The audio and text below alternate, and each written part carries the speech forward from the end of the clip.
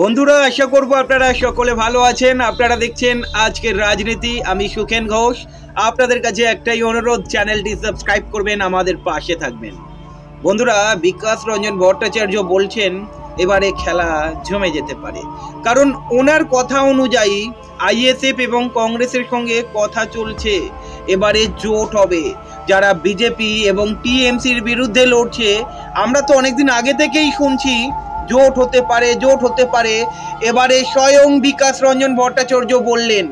আপনারা জানেন এই বিকাশ রঞ্জন ভট্টাচার্যের সঙ্গে নওশাদ সিদ্দিকীর একটা আলাদা লিঙ্ক রয়েছে, ভালো একটা সম্পর্ক রয়েছে। আপনারা দেখেছেন যেখানেই রক্তদান শিবির হচ্ছে, মানে আইএসএফ এর রক্তদান শিবির হচ্ছে, বিকাশ রঞ্জন ভট্টাচার্যকে আমন্ত্রণ জানানো হচ্ছে, ওনাকে সম্মান জানানো হচ্ছে। আর আপনারা বুঝতেই পাচ্ছেন সামনে লোকসভা নির্বাচন, অবশ্যই কথা হচ্ছে বামেদের সঙ্গে আইএসএফ এর জোট বন্ধন নিয়ে। আপনাদের কি মনে হয় বামেদের সঙ্গে আইএসএফ এর জোট বন্ধন সত্যিই কি শক্তিশালী হবে? আগামী দিন মানে 2026কে লক্ষ্য রেখে কি এই জোট হবে? কংগ্রেস কি সঙ্গে থাকবে? দেখুন, আমরাও শুনেছি, আপনিও শুনেছেন, জোট একটা হতে চলেছে পশ্চিমবঙ্গে, বাম কংগ্রেস আইএসএফ। তবে এখনো পর্যন্ত সামনাসামনি কেউই মুখ খোলেনি।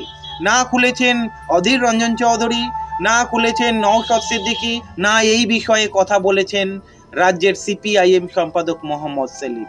তবে বিকাশ রঞ্জন ভট্টাচার্য বোমা ফাটালেন।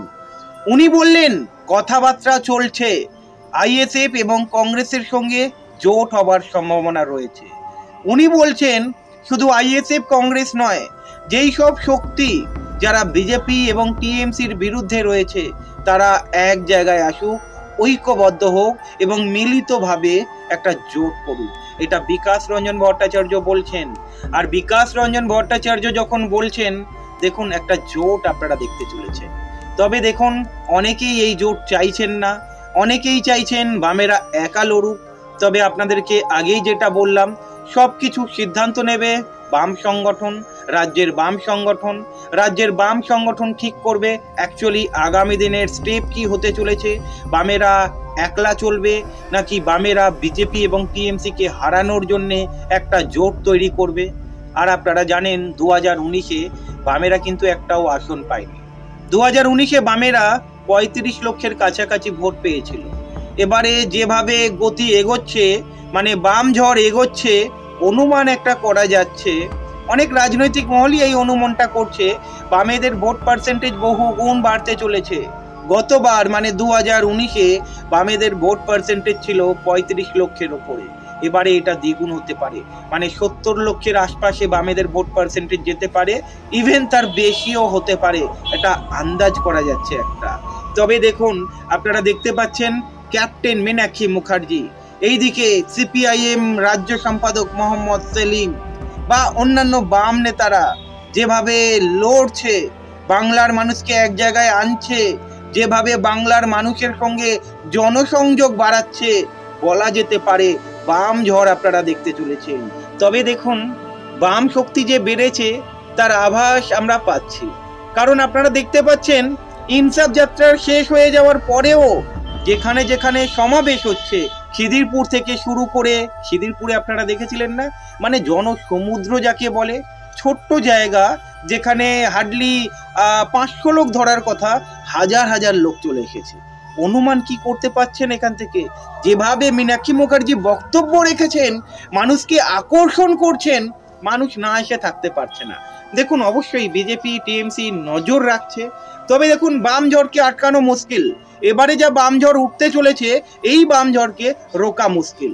আবার রিপিট করছি, 2014-তে আপনারা জানেন বিজেপি 2টো আসন পেয়েছিল লোকসভা আসন, সেখান থেকে 2019-এ কটা আসন পেয়েছিল? 18টা আসন পেয়েছিল। অনুমান করতে পারছেন, তার মানে 16টা আসন বেড়ে গিয়েছে। তাহলে বামেদের ক্ষেত্রে কেন হবে না? বামেরা যখন জনসংযোগ বাড়াচ্ছে, মানুষের সঙ্গে একটা আলাদা, মানে কি বলবো, আপনারা দেখতে পাচ্ছেন মিছিলে দেখতে পাচ্ছেন, মিটিংয়ে দেখতে পাচ্ছেন, মীনাক্ষী মুখার্জিকে ঘিরে উচ্ছ্বাস দেখতে পাচ্ছেন, এখান থেকে আন্দাজ করতে পাচ্ছেন। তবে দেখুন, যতই বামকে 0-0-0 তকমা দেওয়া হোক, এই তকমাটা খুব তাড়াতাড়ি ঘুঁচতে চলেছে, ভোট পার্সেন্টেজ বহুগুণ বাড়তে চলেছে। দেখুন, বিকাশ রঞ্জন ভট্টাচার্য যেই কথাগুলো বলেছেন, আগামী দিনে আপনারা আইএসএ বাম কংগ্রেসের জোট দেখতেই পারেন। আর এই জোট যদি হয়, দেখুন অনুমান যেটা করা যাচ্ছে, কম করে হলো 13 থেকে 14টা আসন, কম করে বলছি, এই জোট দখল করতে পারে, ক্ষমতা রয়েছে। আলটিমেটলি ভোট দেয় মানুষ, আর ঠিকঠাক যদি ভোট প্রয়োগ হয়, বুঝতেই পাচ্ছেন এই বাম জোট ঝড় দেখাতে পারে। আপনাদের কি মনে হয় কমেন্ট করে জানাবেন। ভালো থাকবেন।